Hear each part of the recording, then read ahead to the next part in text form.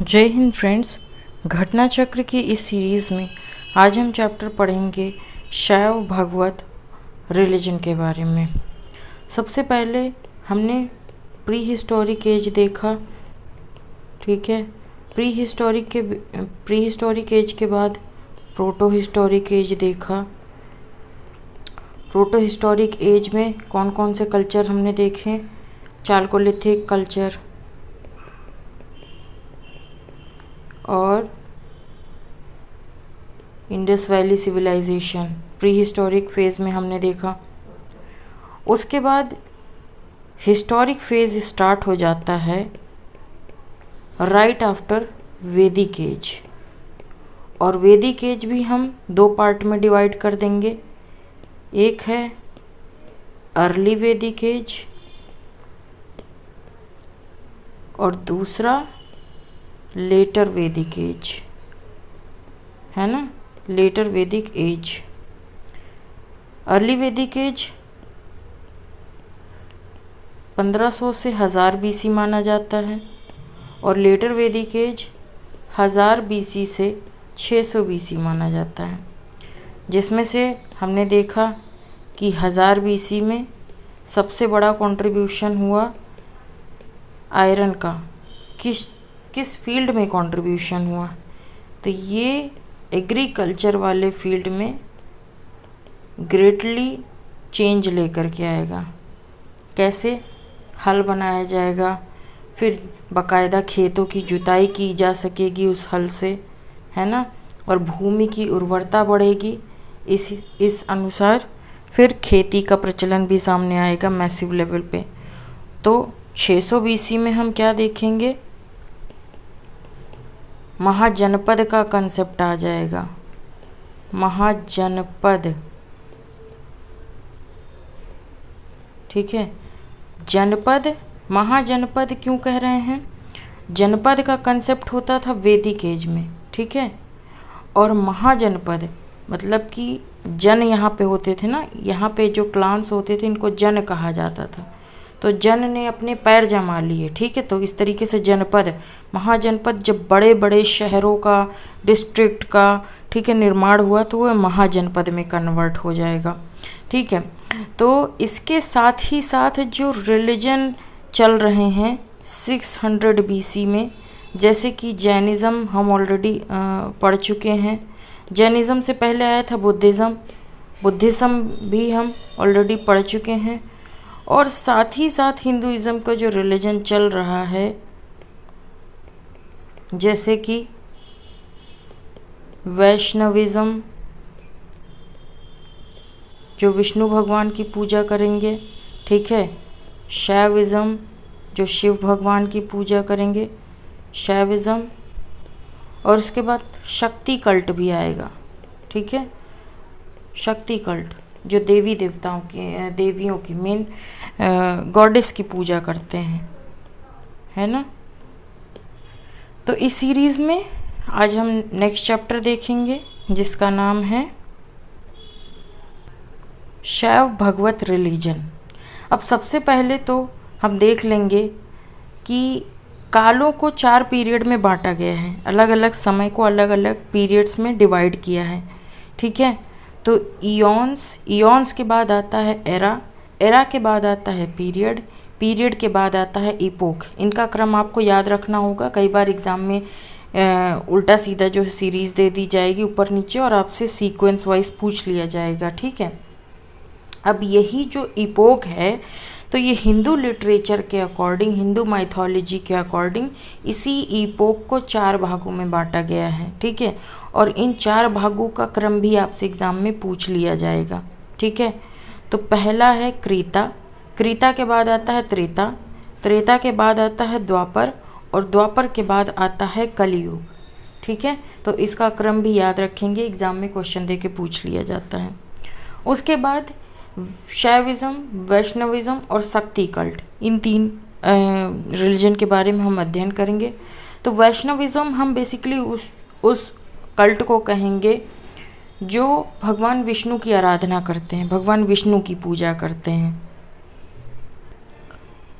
तो जो वैष्णव रिलीजन होता है, ये भागवत रिलीजन ने वैष्णव रिलीजन को कहा जाता है कि बर्थ दिया है। ठीक है, तो भगवत रिलीजन से ही वैष्णव रिलीजन एग्जिस्टेंस में आया है। वैष्णविज्म में हम किसके बारे में पढ़ेंगे? भगवान श्री कृष्ण के बारे में पढ़ेंगे। तो भगवान श्री कृष्ण का नाम जो देवकी बताया गया है, ये छांदोग्य उपनिषद में बताया गया है। ठीक है, मतलब कि देवकी माता के पुत्र हैं भगवान श्री कृष्ण। ठीक है, और ये कहाँ से हमको पता चलता है? तो छांदोग्य उपनिषद से पता चलता है। ठीक है, ऋग्वेद में विष्णु भगवान को स्काई का देवता माना गया है, आकाश का देवता माना गया है। उसके बाद लेटर वैदिक पीरियड की अगर हम बात करें तो लेटर वैदिक पीरियड में 3 भगवान थे जो मेजरली रूप से पूजे जा रहे थे। कौन कौन से? रुद्र यानी कि भगवान शिव, विष्णु और उसके बाद प्रजापति। इन 3 भगवान की मेजर रूप से पूजा होती थी लेटर वैदिक पीरियड में। अब पतंजलि के अनुसार जो प्रजापति थे ये डिस्क्राइब्ड एज वासुदेव, मतलब कि प्रजापति को वासुदेव की तरह जो है डिस्क्राइब किया गया है। इनको एक्चुअली विष्णु का अवतार माना गया है, भगवान विष्णु का अवतार माना गया है। किसको? प्रजापति को। ठीक है, उसके बाद रुद्र तो भगवान शिव हैं। भगवान विष्णु जो हो गए वो गार्जियन और प्रोटेक्टर ऑफ पीपल कहे जाते हैं। ठीक है, लोगों के गार्जियन और प्रोटेक्टर माने गए हैं। विष्णु पुराण में वासुदेव का नाम विष्णु भी बताया गया है और इस तरह से कृष्ण और विष्णु का रिलेशन इस्टेब्लिश होता है नारायण के साथ। जब कृष्ण और विष्णु का रिलेशन नारायण के साथ इस्टेब्लिश होता है तब ये जो वैष्णविज्म था ये पंचतंत्र धर्म के रूप में सामने आता है। महर्षि पाणिनि ने भी विष्णु और भागवत धर्म के वर्शिप होने का भी उन्होंने मेंशन किया है। ठीक है, उसके बाद उन्होंने वासुदेव के जो वर्शिपर थे यानी जो वासुदेव की पूजा करते थे उनको वासुदेवक कहा है। अब ये जो भगवत रिलीजन था ये मेनली मथुरा, जिसको 6th सेंचुरी BC में सूरसेन भी कहते थे, सूरसेन, तो मथुरा और उसके आसपास के रीजन में ही प्रचलित था। ग्रीक एम्बेसडर मेगास्थनीस के अकॉर्डिंग जो मथुरा के लोग थे वे हेराकल्स की पूजा करते थे और हेराकल्स किससे संबंधित हैं? वासुदेव अर्थात कृष्ण से संबंधित हैं। ठीक है, फिर धीरे धीरे ये जो रिलीजन है यानी कि भगवतिज्म जिसको कह लें आप या वैष्णविज्म कह लें, ये धीरे धीरे मथुरा के अलावा अलग और भी पार्ट्स में, भारतवर्ष के और भी पार्ट में फैलने लगा। और सबसे पहले जो हमें स्टोन मॉन्यूमेंट इससे रिलेटेड प्राप्त हुए जिसमें हमें भागवत धर्म के बारे में पता चलता है तो विदिशा का गरुड़ स्तंभ है। ठीक है, जिसमें से हमें भगवत रिलीजन के बारे में पता चलता है, भागवत रिलीजन के बारे में पता चलता है। और इस गरुड़ स्तंभ से हमको पता चलता है कि जो हेलियोडोरस था तक्षशिला का ग्रीक एम्बेसडर, हेलियोडोरस कौन था? तक्षशिला का ग्रीक एम्बेसडर था। इसने भागवत रिलीजन को इस्टेब्लिश किया और उसके साथ ही साथ विदिशा का जो गरुड़ स्तंभ है इसको भी इस्टेब्लिश किया हेलियोडोरस ने। ठीक है, और इसमें लिखा है कि हेलियोडोरस को भागवत कहा गया और वासुदेव यानी कि कृष्ण को देव देवास या फिर गॉड ऑफ गॉड्स कहा गया इसी गरुड़ स्तंभ में। अब ये बेसनगर प्रेजेंटली कहाँ पे है? तो चेन्नई, तमिलनाडु में। अब ये जो भगवतिज्म है ये सबसे ज़्यादा प्रोमिनेंटली किस पीरियड में अपने पीक पे पहुंचता है? तो गुप्त जो राजा होते हैं ये भगवतिज्म को या वैष्णविज्म को बहुत प्रोमिनेंटली एक्सेप्ट करते हैं और काफ़ी बढ़ चढ़ के उसका प्रचार प्रसार करेंगे। इनफैक्ट काफ़ी गुप्त राजा तो ऐसे भी हुए हैं जो अपने आप को परम भागवत कहते हैं और ऐसा माना जाता है कि काफ़ी गुप्त राजाओं ने इसको स्टेट का रिलीजन भी माना था, है ना। और भगवान जो विष्णु हैं उनके सवारी गरुड़ है ना, गरुड़ को स्टेट सिंबल माना जाता है गुप्ता का। ठीक है, अब जो ये बात है कि गुप्ता किंग्स जो थे उनका स्टेट रिलीजन वैष्णविज़्म था, या फिर वो वैष्णविज़्म को बहुत ज़्यादा फॉलो करते थे, मानते थे। ये सब बातें हमें कहाँ से पता चलती हैं? तो भाई कुछ ना कुछ पिलर इंस्क्रिप्शंस वगैरह हमको मिले होंगे, या कुछ लिटरेचर के थ्रू पता चला होगा हमें, है ना। तो उसी तरह से पता चलता है कि चंद्रगुप्त टू थे, ठीक है, चंद्रगुप्त टू, ये मेहरौली का पिलर स्तंभ बनवाते हैं, ठीक है। और इस पिलर स्तंभ से पता चलता है कि विष्णु फ्लैग को विष्णुपद माउंटेन में उन्होंने इस्टेब्लिश करवाया था, ठीक है। और फिर भीतरी पिलर इंस्क्रिप्शन से ये पता चलता है कि स्कंदगुप्त ने विष्णु भगवान की स्टैचू बनवाई थी, ठीक। गुप्त राजाओं के साथ साथ जो चालुक्य रूलर्स थे, ठीक है, ईस्टर्न वेंगी के जो चालुक्य रूलर्स थे, ये भी विष्णु को बहुत मतलब हार्डकोर पुजारी थे वैष्णविज्म के, विष्णु भगवान की पूजा करते थे, बिल्कुल वैसे जैसे कि गुप्ता रूलर्स करते थे। इनफैक्ट जो इनका भी स्टेट सिंबल था ये गरुड़ था, और ये गरुड़ जो स्टेट सिंबल था ये गुप्त राजाओं का भी था। तो गुप्ता किंग्स हो गए, गुप्ता किंग्स हो गए, ठीक है, चालुक्य हो गए, और इसके बाद राष्ट्रकूट हो गए, ठीक है, राष्ट्रकूट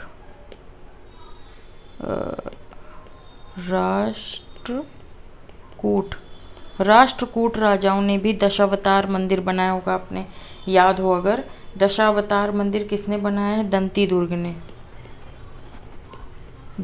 दुर्ग, और ये राष्ट्रकूट राजा थे, है ना, राष्ट्रकूट राजा, इन्होंने भी विष्णु का दशावतार मंदिर बनाया है, जिसमें भगवान विष्णु के 10 अवतारों से संबंधित जो स्टोरी है वो मेंशन करी गई है,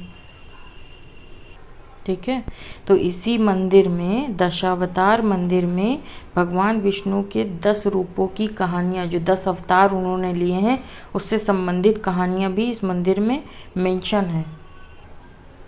अब वैष्णविज्म कह लें या वैष्णव रिलीजन का प्रचार विस्तार साउथ इंडिया में अलवर संत ने किया है। अलवर का लिटरल मीन है वाइज पर्सन, एक बुद्धिमान व्यक्ति। टोटल 12 अलवर सेंट्स हैं, और कई बार एग्जाम में नाम दे के भी पूछ लिया जाता है। तो इन 12 अलवर सेंट्स के नाम हैं पोगई अलवर, पुट्टल अलवर, पेय अलवर, थिरुमलिसलई अलवर, नम्मलवर, कुलाशेखर अलवर, पेरियावल अलवर, थोंडरदी पोड्डी अलवर, पेनालवर अरियर, और थिरुमंगलई अलवर, मधुरा कवि अलवर और अंडल, ये एकमात्र फीमेल सेंट रही हैं, ठीक है, अंडल। अब भगवान विष्णु का जो वराह अवतार है, इसमें इस अवतार के पीछे कहानी यह है कि हिरण्यकश्यप नाम का एक राजा था, जिसको भगवान विष्णु के वराह अवतार ने मारा था, ठीक है। और इसमें ये देखिए, ये इमेज है, इसमें दिखाया गया है कि समुद्र से भगवान विष्णु ऊपर उठ रहे हैं, धरती को अपने दोनों दांतों में बैलेंस कर रहे हैं, ठीक है। इस अवतार में इनके 4 हाथ में, एक हाथ में गदा, एक हाथ में चक्र, एक हाथ में शंख और एक हाथ में पद्म यानी कि कमल, और ये अर्थ को बैलेंस कर रहे हैं भगवान। ये जो वराह अवतार है ये विष्णु भगवान का 3rd अवतार माना जाता है। अब जैसे आपने बुद्धिज़्म में देखा होगा कि भगवान बुद्ध ने अष्टांगिक मार्ग बताए, जैनिज़्म में त्रिरत्न बताया गया मोक्ष को प्राप्त करने के लिए, उसी प्रकार हिंदुइज़्म में गीता में ज्ञान, कर्म और भक्ति को इक्वल इम्पॉर्टेंस दी गई है मोक्ष प्राप्ति करने के लिए, ठीक है। अब वेदांत क्या होते हैं? तो शंकराचार्य ने कहा वेदों के अलावा जो वेदांत हैं इनके बाद और कोई लिटरेचर नहीं आना है, तो बस सारा ज्ञान वेदांत और वेद में ही मेंशन है, ठीक है। अद्वैत वेदांत के अनुसार ब्रह्मा है जो केवल सत्य है। वेदांत या विशिष्टाद्वैत के अनुसार इन्होंने भक्ति को सुप्रीमेसी दी है। ठीक है, वेदांत या विशिष्ट अद्वैत। उसके बाद मीमांस के अनुसार इन्होंने कर्म प्रधान माना है। ठीक है, ये सब फिलॉसफीज़ भी हैं, आगे चल के हम नेक्स्ट चैप्टर में देखेंगे। ठीक है, अब भगवान विष्णु से संबंधित उड़ीसा में एक बड़ी ही पूजनीय रथ यात्रा निकाली जाती है। ठीक है, और ये इस रथ यात्रा में भगवान श्री कृष्ण, उनके भाई बलराम और उनकी बहन सुभद्रा, इन तीनों की रथ यात्रा निकाली जाती है। कब निकाली जाती है? ऑन द्वितीया ऑफ शुक्ल पक्ष of Ashadh month. Ashadh month के शुक्ल पक्ष की द्वितीया में ये रथ यात्रा निकाली जाती है। ठीक है, तो वैष्णविज़्म का कंसेप्ट और वैष्णविज़्म से रिलेटेड बातें हम देख चुके हैं यहाँ पे। ठीक है, इसके बाद हम शैविज़्म के बारे में पढ़ेंगे। तो शैविज़्म किसको कहेंगे, किसकी विचारधारा है? ये लोग जो होते हैं ये शिव भगवान की पूजा करते हैं। ठीक है, और ऐसा कहा जाता है कि ये इंडिया का ओल्डेस्ट रिलीजन भी है। क्यों? क्योंकि प्री हिस्टोरिक एज यानी कि इंडस वैली सिविलाइजेशन में भी हमने देखा कि हमको पशुपति की आइडल मिली है ना, पशुपति की आइडल मिली है। उसके बाद पशुपति के अलावा हमने गॉडेस की भी मूर्ति देखी है ना। तो शक्ति कल्ट का भी यहाँ से संबंध है प्री हिस्टोरिक एज से, इसीलिए इसको ओल्डेस्ट रिलीजन ऑफ इंडिया माना जा रहा है। ठीक है, इसमें शैविज़्म में रुद्र भगवान यानी कि विष्णु भगवान की पूजा होती है। ठीक है, और इनको गॉड ऑफ यूनिवर्स माना गया है, यूनिवर्स का देवता माना गया है रुद्र को। मोहनजोदाड़ो से हमें एक स्टाम्प मिला था जिसमें योगी की एक फिगर हमने देखी थी। ठीक है, अब इसमें क्या था, योगी का एक सर था, एक उन्होंने त्रिशूल हाथ में ले रखा था।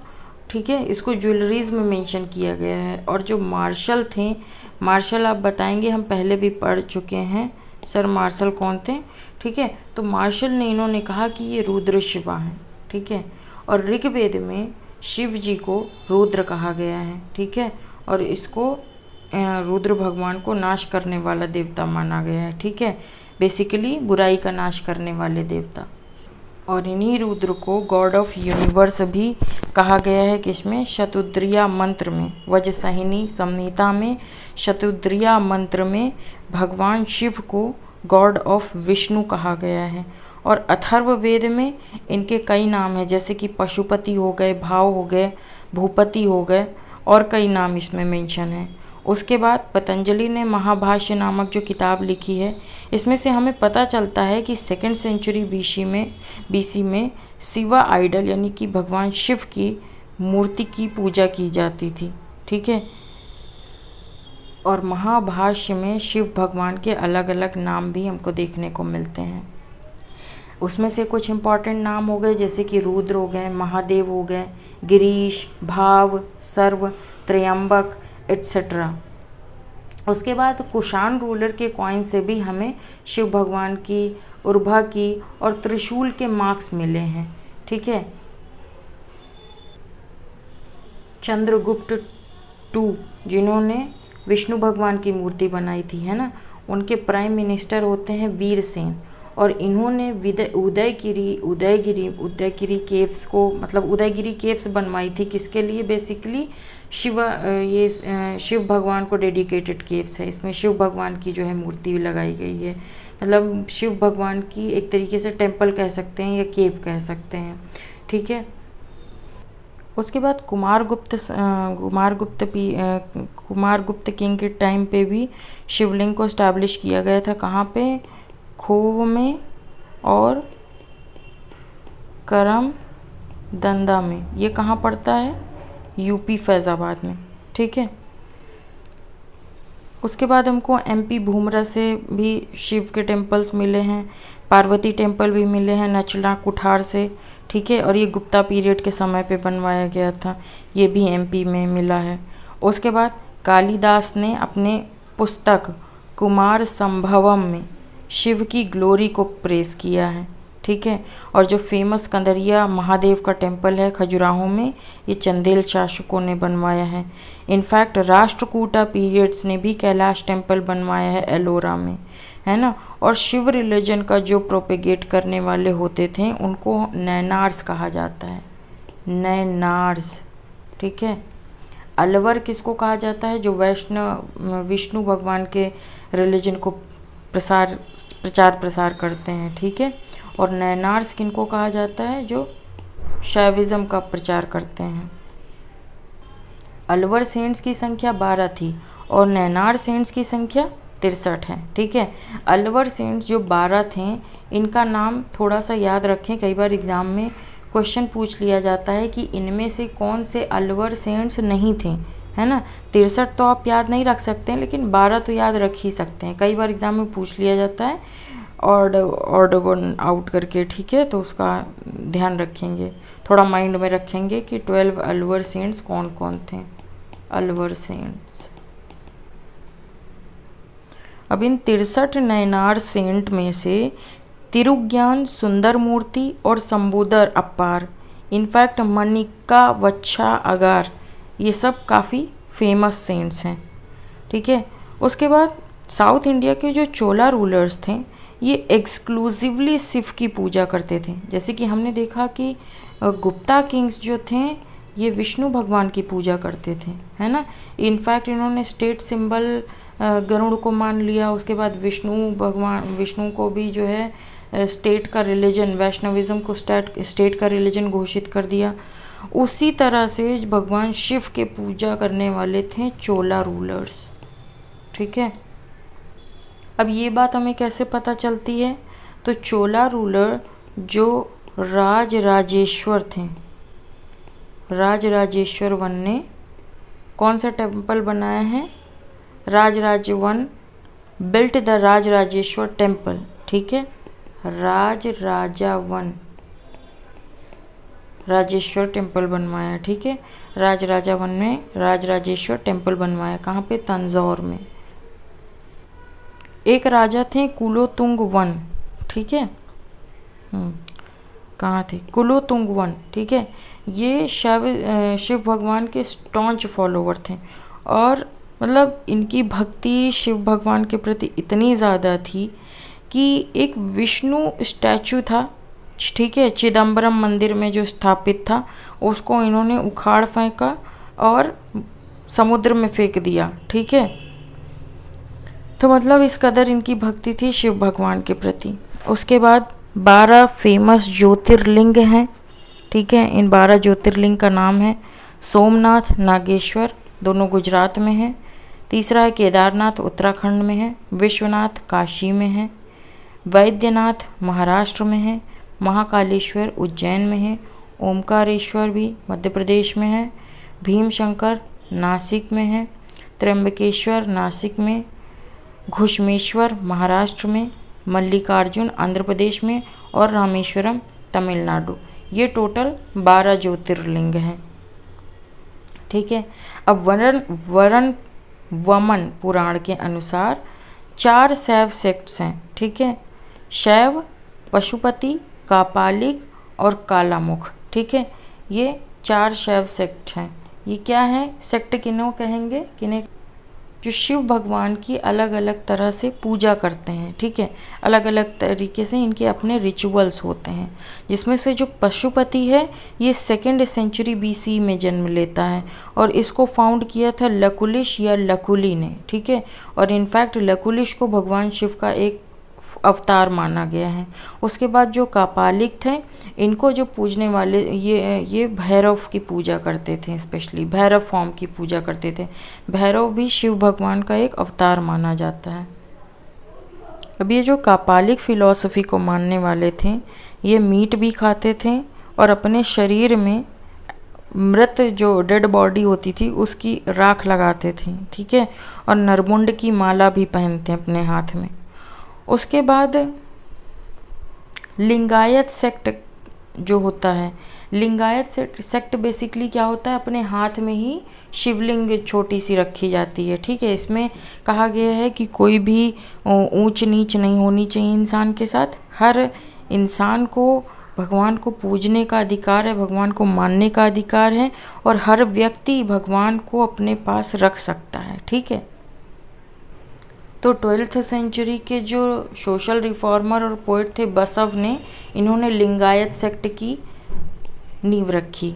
ठीक है, उसके बाद नाथपंथी सेक्ट, ये सेक्ट कौन है? ये शैविज्म को पूजने वाले अलग अलग सेक्ट हैं। ठीक है, नाथपंथी सेक्ट जो स्टार्ट किया था वो मत्स्येंद्र नाथ ने स्टार्ट किया था, लेकिन 10th सेंचुरी के एंड तक शिव की आदिनाथ के रूप में पूजा जाने लगा, माना जाने लगा। और इसको किसने प्रमोट किया? बाबा गोरखनाथ ने। ठीक है, अब शक्ति सेक्ट के बारे में पढ़ेंगे। शक्ति सेक्ट में बेसिकली जो गॉडेस यानी कि माता जी की पूजा करते हैं। ठीक है, जैसे कि पार्वती माता को शक्ति कहा गया है ना। ठीक है, तो शक्ति की पूजा प्री हिस्टोरिक एज से ही, प्री हिस्टोरिक एज मतलब IVC में ही देखी थी हमने, मदर गॉडेस की इमेज मिली थी। और शिव शक्ति का तो मेन कंसेप्ट आपने देखा ही होगा, अर्धनारीश्वर के फॉर्म में। अर्धनारीश्वर में क्या होता है? भगवान शिव का आधा शरीर होता है राइट साइड वाला, और लेफ्ट साइड में आधा शरीर शक्ति का होता है, यानी कि पार्वती माता का। ठीक है, अब वैदिक लिटरेचर से हमें कई देवियों की, गॉडेस की मूर्ति मिलती है, नॉट मूर्ति, इन्फॉर्मेशन मिलती है। सरस्वती माता, आदिति माता, उषा, लक्ष्मी एट्सेट्रा। ठीक है, उसके बाद detail description of goddess Mahamatya is found in Mahabharata और पुराणास। महाभारत और पुराण से हमें डिटेल डिस्क्रिप्शन मिलता है महामात्या देवी की। ठीक है, अब कुछ मेजर टेम्पल हैं शक्ति सेक्ट से रिलेटेड, वे हम देख लेते हैं। तो वैष्णव देवी टेम्पल,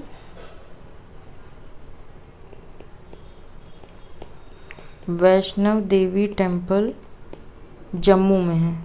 ठीक है, उसके बाद विंध्यावासिनी टेम्पल विंध्याचल में है। 64 योगिनी टेम्पल भेड़ाघाट में है मध्य प्रदेश के। पार्वती टेम्पल नचना कुठार मध्य प्रदेश में है।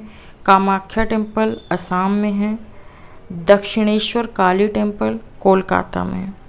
उसके बाद शैविज्म से रिलेटेड कुछ इम्पॉर्टेंट मंदिर देख लें तो राजराजेश्वर टेम्पल तंजौर तमिलनाडु में है, जिसको राजराजा वन ने बनाया था, चोल शासक राजराजा वन ने बनाया था। उसके बाद शिव टेम्पल भूमरा मध्य प्रदेश में है। नटराज टेम्पल चिदम्बरम तमिलनाडु में है। विरूपक्षा टेम्पल हम्पी कर्नाटका में है। विश्वनाथ टेम्पल वाराणसी बनारस में है, यूपी। इसके बाद विष्णु भगवान से संबंधित टेम्पल हम देख लें तो जगन्नाथ टेम्पल, जहाँ से रथ यात्रा निकलती है, पुरी उड़ीसा में है। दशावतार टेम्पल देवगढ़ यूपी में है। विष्णु टेम्पल तिगवा मध्य प्रदेश में है। फिर दूसरा विष्णु टेम्पल ईरान मध्य प्रदेश में है। द्वारिकाधीश टेम्पल मथुरा यूपी में है। दूसरा द्वारकाधीश टेम्पल द्वारका गुजरात में है। ठीक है, तो यहाँ से हमारा थ्योरी पार्ट डन होता है। नेक्स्ट हम क्वेश्चन आंसर डिस्कस कर लेते हैं। ठीक है, तो क्वेश्चन नंबर 1 है, according to ancient Indian cosmogonic ideas the sequential order of the cycle of 4 epochs. ठीक है, अब इपोक को 4 भागों में डिवाइड किया गया है और उनके अलग अलग क्रम पूछे गए हैं, है ना। तो इसको क्रम में लगाना है। तो हमने पहले भी देखा कृता, त्रेता, द्वापर और उसके बाद काली यानी कि काली और कलयुग। ठीक, नेक्स्ट क्वेश्चन देखें, which one of the following was a शैव सेक्ट इन एंशियंट इंडिया। ठीक है, एंशियंट इंडिया में इसमें से कौन है जो शैव सेक्ट से संबंधित है। आजीवक संप्रदाय हमने देखा मखली गोसाल का था। ठीक है, अब चेदी डायनेस्टी का जो इंस्क्रिप्शन मिला है उससे हमें पता चलता है कि शैव सेक्ट का नाम मत्ता मयूरा था एंशियंट इंडिया में। ठीक है, तो मत्ता मयूरा चेदी इंस्क्रिप्शन से पता चलता है शैव सेक्ट था। ठीक है। नेक्स्ट क्वेश्चन देख लें।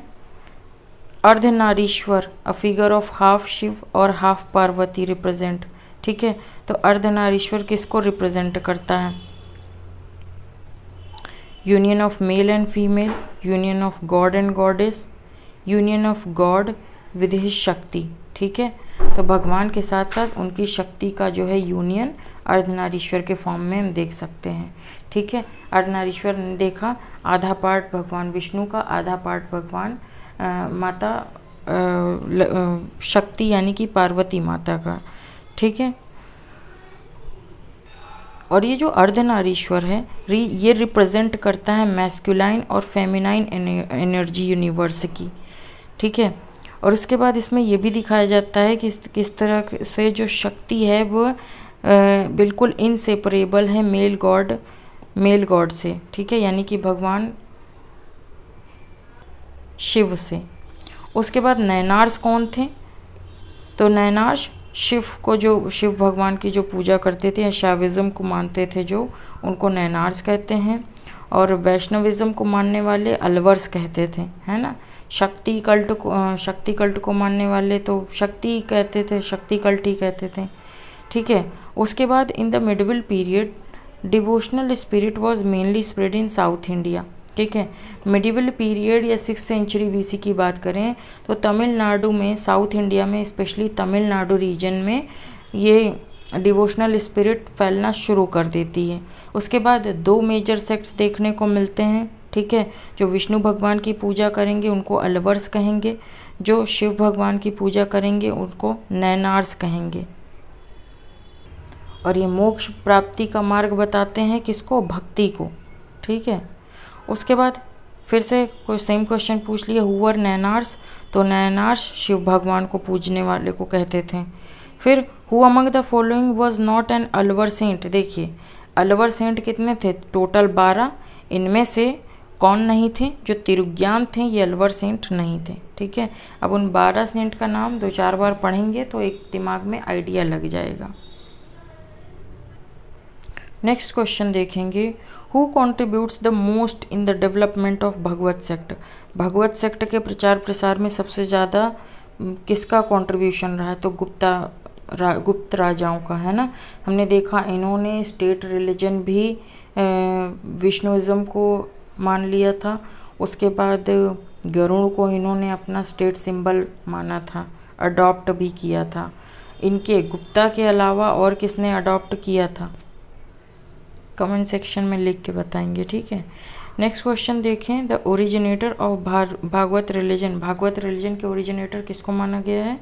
तो कृष्ण को। ठीक है, भागवत रिलीजन कह लें या वैष्णविज्म कह लें, दोनों एक ही बात होती है। ठीक है, बेसिकली कहाँ फैला था? ये मथुरा रीजन में फैला था। और छांदोग्य उपनिषद से हमें पता चलता है कि ये देवकी माता के बेटे थे। ठीक है, भगवान श्री कृष्ण। उसके बाद which of the following epic has primarily mentioned Krishna as son of Devaki? तो छांदोग्य उपनिषद से पता चलता है कि जो कृष्ण भगवान थे ये देवकी माता के बेटे थे। नेक्स्ट क्वेश्चन है, who were the first to worship Vasudeva king? ठीक है, वसुदेव किंग को सबसे पहले किसने पूजा था? तो भागवत थे जिन्होंने सबसे पहले भगवान कृष्ण की पूजा की। ठीक है, वासुदेव या कृष्ण कहें तो छांदोग्य उपनिषद से पता चलता है कि हमें देवकी माता के बेटे थे ये। ठीक है, उसके बाद who among the following deities is represented in art as holding the plough? ठीक है, तो हलधर कौन है? बलराम। नेक्स्ट क्वेश्चन है, the number of forms of bhakti in Bhagavata cult. Bhagavata cult में टोटल कितनी भक्तियाँ बताई गई हैं? तो 9 बताई गई हैं। ठीक है, और Navadha bhakti has been recognised for acquiring moksha in Bhagavata cult. Bhagavata cult में बताया गया है कि मोक्ष प्राप्त करने के लिए नवद भक्ति यानी कि 9 प्रकार की भक्ति को पहचाना गया है। ठीक है, जो बेसनगर इंस्क्रिप्शन है हेलियोडोरस का, ये किससे संबंधित है? हमने देखा कि बेसनगर इंस्क्रिप्शन है जो हेलियोडोरस का, इसमें सिर्फ वासुदेव यानी कि कृष्ण भगवान से संबंधित जानकारी दी गई है। ठीक है, तो ये जो गरुड़ पिलर है विदिशा का, बेसनगर का, ये पहला स्टोन मॉन्यूमेंट माना जाता है भगवत रिलीजन से रिलेटेड।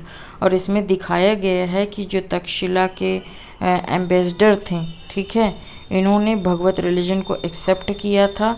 और ये हेलियोडोरस जो गरुड़ पिलर है इसको भी इस्टेब्लिश किया था। और इस पिलर में इनको एम्बेसडर को भगवत कहा गया और वासुदेव को देवदास कहा गया। देवदास नहीं, देवास यानी कि गॉड ऑफ गॉड्स कहा गया। उसके बाद the earliest archival evidence related to Bhagavata religion is, अभी ये ऊपरी वाले क्वेश्चन में हमने देखा कि बेसनगर इंस्क्रिप्शन, जो हेलियोडोरस का बेसनगर इंस्क्रिप्शन है, इससे सबसे पहले हमें पता चलता है भागवत रिलीजन के बारे में, ठीक है। फिर सेम क्वेश्चन देखिए, अगेन रिपीट हो गया। The earliest known epigraphic evidence of Bhagavatism, Bhagavatism से संबंधित जो अर्लीस्ट नोन एपिग्राफिक एविडेंस है वो हमें कहाँ से मिलता है, तो गरुड़ पिलर एट बेसनगर से, ठीक है। हाँ ठीक है, 15 क्वेश्चन हो गए। 16th क्वेश्चन है, Heliodorus of Besnagar inscription was resident of, ठीक है, तो तक्षशिला का रेजिडेंट था। हेलियोडोरस कौन था? Greek ambassador.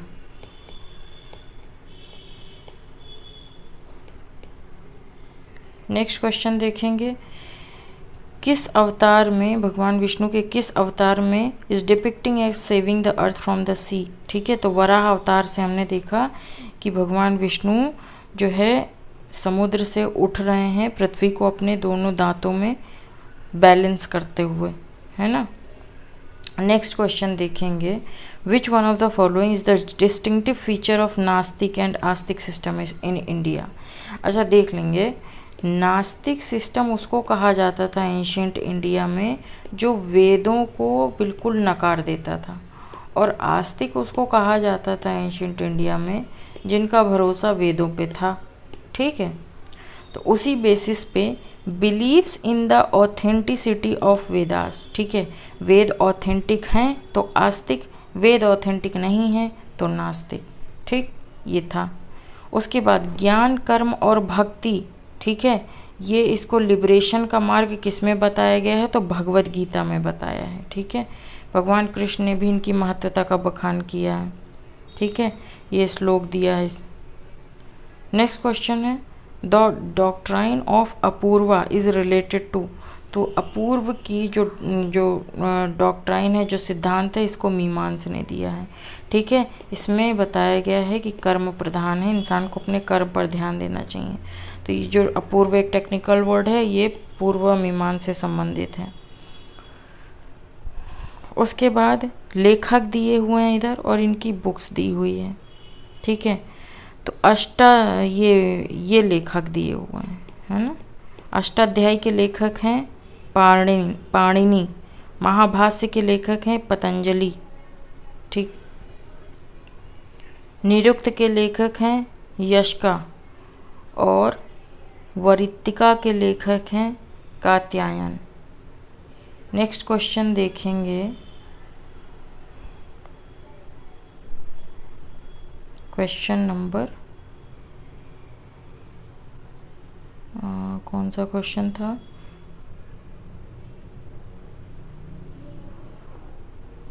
क्वेश्चन नंबर 21 अभी हमने देखा। नेक्स्ट क्वेश्चन है 22, ठीक।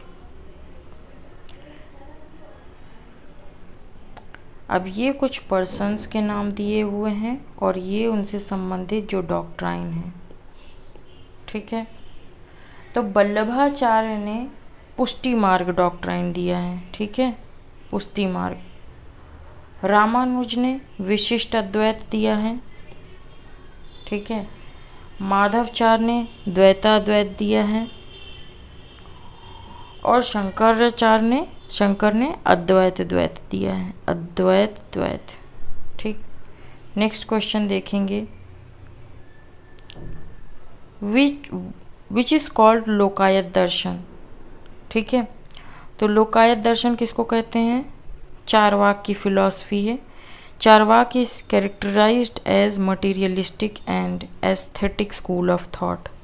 ही was the founder of Lokayata philosophy. ठीक है, तो चारवाक लोकायत फिलॉसफी के फाउंडर रहे हैं और इनका मानना है कि इंसान को एक जॉयफुल लाइफ जीनी चाहिए। ठीक है, बिना मतलब का परेशान नहीं रहना चाहिए, जो भी कुछ है वो सब ऑलरेडी लिखा है। ठीक है, नेक्स्ट क्वेश्चन है विच of the following is not included in प्रस्थान त्रयी।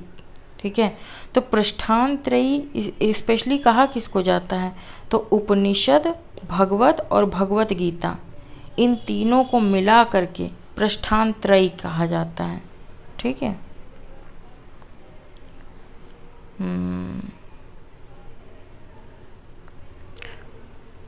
अमंग देम, इनमें से उपनिषद प्राइम प्रस्थान है और जो रिमेनिंग 2 हो गए ये इसी किस में बेस्ड है, उपनिषद से बेस्ड है। ठीक है, Shankaracharya is the oldest among all of Vedanta acharya who establish the Vedanta cult by writing the gloss on Brahma Sutra.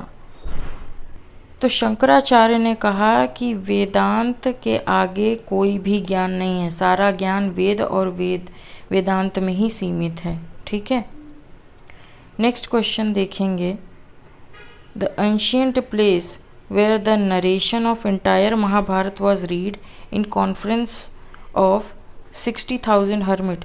तो 60,000 हर्मिट के साथ एक साथ महाभारत का जो है पूरा जो है नरेट करी गई थी, स्टोरी बताई गई थी।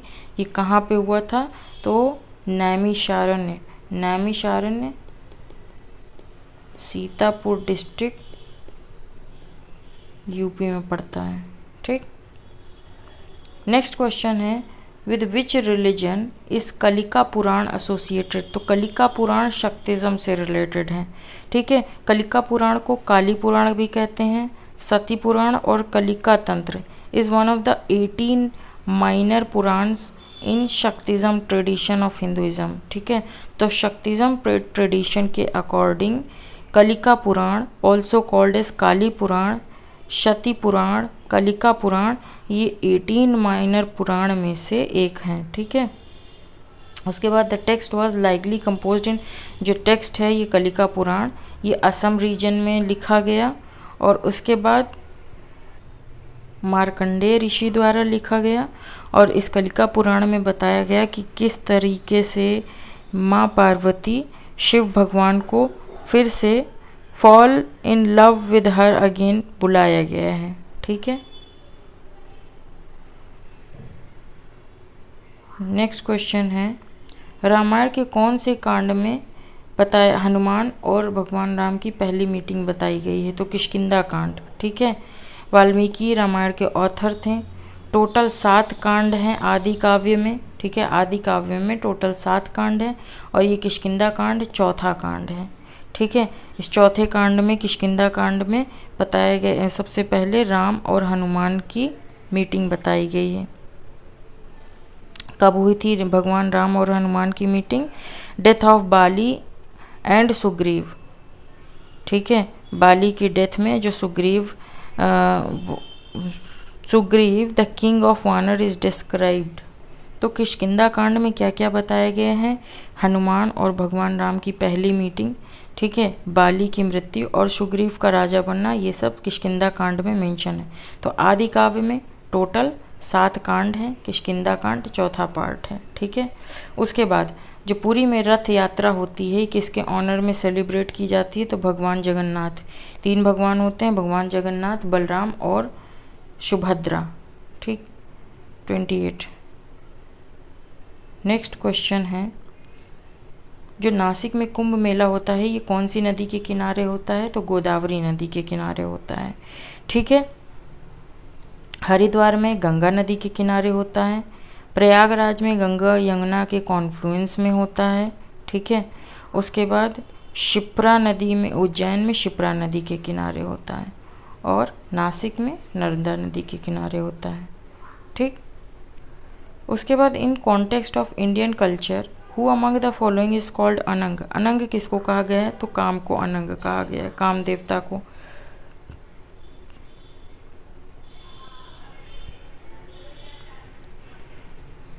क्रिश्चियनिटी के लिए वेटिकन सिटी फेमस है।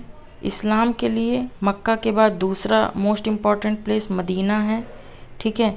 हिंदुज़म के लिए बनारस सबसे ज़्यादा सैक्रेड प्लेस मानी जाती है, और जैनिज़्म के लिए पावापुरी। अब महत्व देख लें तो जैनिज़्म के लिए पावापुरी क्यों मानी जाती है, क्योंकि महावीर की मृत्यु यहीं पे हुई थी, पावापुरी में। महावीर इनफैक्ट गौतम बुद्ध की भी यहीं मृत्यु हुई थी, पावापुरी में, ठीक है। हिंदुज़म बनारसी के लिए क्यों फेमस है, तो काशी को शिव भगवान की सबसे फेवरेट नगरी मानी गई है ना।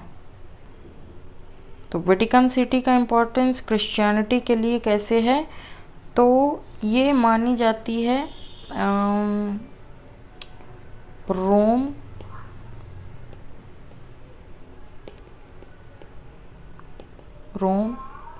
कैथोलिक चर्च, ठीक है। तो रोम कैथोलिक चर्च की कैपिटल मानी जाती है। पावापुरी हमने देख लिया। कुछ बच्चा इस्लाम, तो मक्का के बाद मदीना दूसरा मोस्ट सैक्रेड प्लेस है इस्लाम में, मदीना, ठीक है। इसकी ये इम्पोर्टेंस है। तो यहाँ से ये क्वेश्चंस का अंत होता है। नेक्स्ट वीडियो में हम दूसरा चैप्टर पढ़ेंगे, ठीक है। Thank you very much for the discussion friends.